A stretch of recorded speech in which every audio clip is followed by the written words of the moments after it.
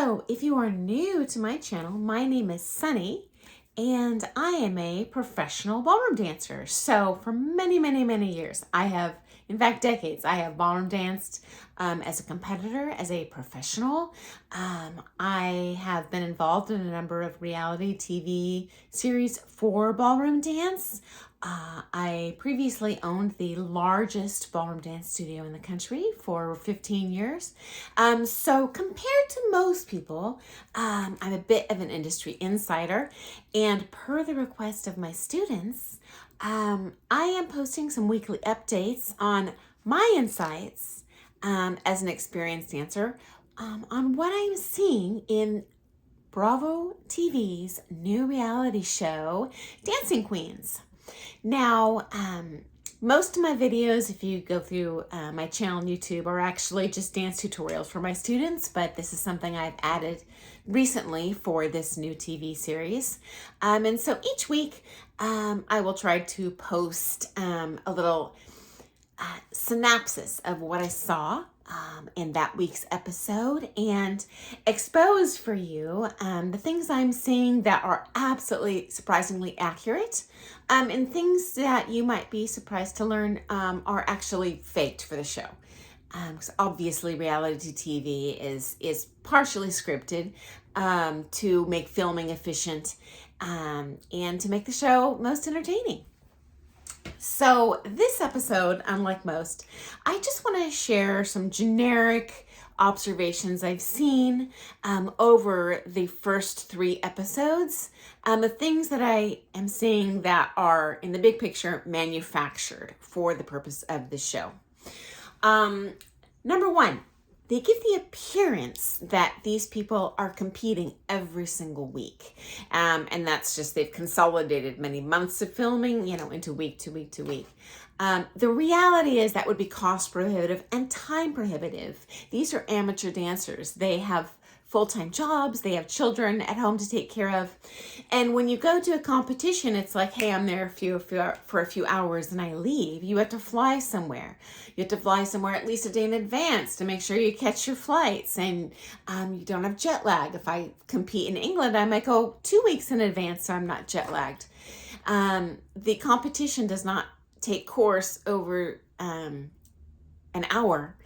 Although one event might be an hour, you usually compete over the course of several days. And so if you go to a competition, it's easily 4 or 5 days out of your time.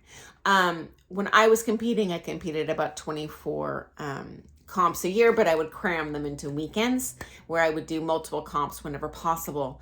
In a short period of time, anything I could drive to from, say, if I drove to New York, I would compete at a comp in New York, and I have competed at the Tri-State Challenge, the comp that you saw in the first episode where I just drove up to Connecticut, competed, drove back to Manhattan. So this competing every week thing, this is an illusion. This actually does not happen in real life. They also mentioned it's the start of comp season. In the United States, there's not really a competition season. They run 12 months a year. In Europe, in England, there actually is a season. There's a little bit of a break that most dancers take where there's nothing happening after Blackpool. Blackpool is kind of the most prestigious comp in the world. And so people tend to take a break after that one in Europe. Next up, totally not real for the program. Fake.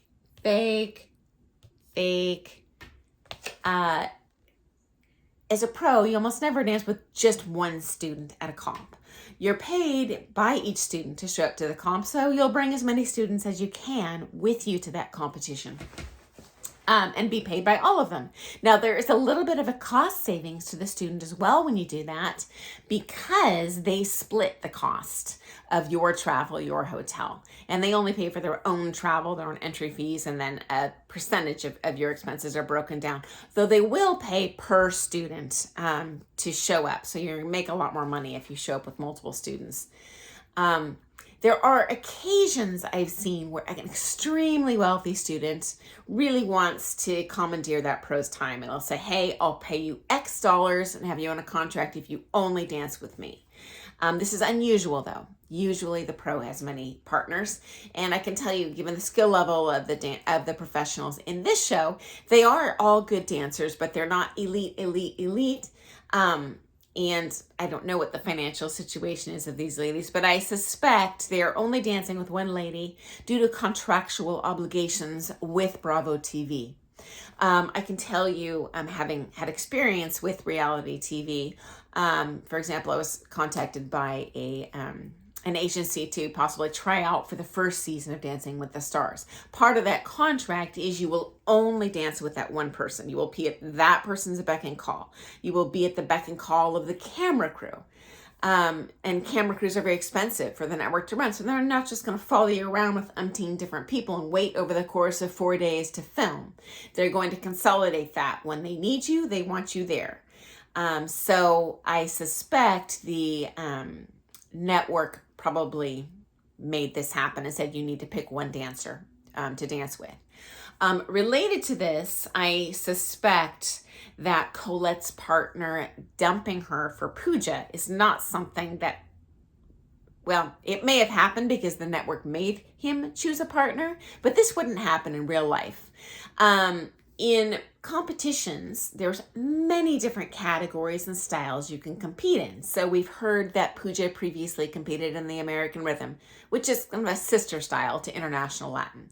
So that pro could have totally maintained Pooja as a partner and Colette as a partner and done the Latin with Colette and the rhythm with Pooja. Or even at a top level, there's multiple categories they both could have entered if they both wanted to do Latin. One could have done adult A and one could have done adult B. Or there's many different levels you can compete in. Maybe one would do the Gold Star, which is a very high level for Pro-Am. The other would do the Open Scholarship, also another high level for Pro-Am. So this breakup is, if it was not scripted for the show, it was certainly the network forced their hand for him to pick a partner. And I think they included Colette's new partnership with Alex to add to the drama, because honestly, for me as a professional, that is the most exciting narrative I'm following in this program, is how these two people that used to be partners are going to show up against each other on the comp floor, against each other. That drama is definitely real. Totally real. And Colette related it to running into an ex-boyfriend. That's absolutely true. You're emotionally invested in your partner, and if they end up dancing with someone else over you, there's definitely everyone's watching, not just you, but everyone else in the room, to see what's going to happen. Another thing I noticed is the ladies in this series are portrayed as dancing just one event. They go to this comp and they dance 5 dances and they're done. This is not real. When you fly to an event as a prime dancer, you always enter multiple events, multiple categories. Now that could manifest itself in a number of ways.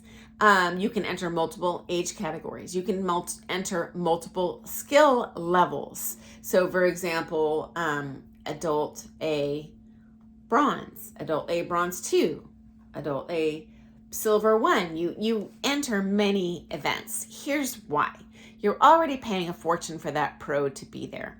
Now some dance pros are paid per dance, others are paid just a flat fee to go to the comp. But if you're going to spend all this money for a hotel, for the admission tickets for you and your partner, the pro partner, because it's an amateur, you would have to pay that, and you dumped all this money to the hotel, like why would you show up and just dance 5 dances and leave? So you also want to use these multiple events as a warm-up for kind of your premiere event. When you first walk onto the comp floor for your first round, you never dance your best. So it's not in your best interest to show up, dance 5 dances, and pray for the best. It's nice to do some practice runs on that floor. Something that really affects dancers that they don't mention on the show is the texture of the floor. Some floors are very sticky. Others are very slick. The size of the floor is different. Now, there are regulations. The floor does need to be a minimum of 45 by 60, but sometimes they fudge that for the prom events. Either way, when you show up to the comp, it's very unlikely that your dance studio is the exact same dimensions as the floor that you'll be dancing on in that competition. So you'll want to show up and do practice ones with your choreography and make adjustments as necessary. Maybe you need to add 30 feet to your routine. Maybe you need to shorten it. And so you just wouldn't show up and dance that on the fly in those 5 dances. You would want to show up early and enter more events to do that. Now, they do occasionally have social dances where you can practice a bit on the quote-unquote real floor, but any sanctioned event is going to have a practice floor, much smaller, where you can't really mark out your routines to see how much space you have. It's also, the practice floor is different than the actual competition floor. So what if you do the practice floor only and it's really slick? You go downstairs and you're sticking to it like a sticky rat trap. This is going to be a problem. You won't dance your best. So anyway, this trope that, oh, we show up for 5 dances and we're done and that's our results, not realistic. I also suspect they're just highlighting one round because of the expense of that film crew. They don't want to be there filming umpteen events over the course of hours and hours and hours. And these events are spread out over the course of hours. And if you're doing multiple events, say American Smooth and American Rhythm, these could be on different days and likely are, in which case that film crew would have to be paid to be there for days and days and days, which exponentially increases production costs. So anyway, those are just some overall things I've noticed in the series that I really couldn't cram into one of my normal episodes of here's what happened in episode 1, here's what happened in episode 2. These are just some kind of big picture things I'm noticing that might be a surprise to you. So if this sort of content is interesting to you and you want to learn more or hear what I think about the next episode, I'm going to try and make a video every week giving you a synopsis of what I see as well as the inside scoop on what I think is totally real and what is probably unreal. Go ahead and press that like button and subscribe to my channel. And thanks for joining me today. Have an awesome day. Bye, guys.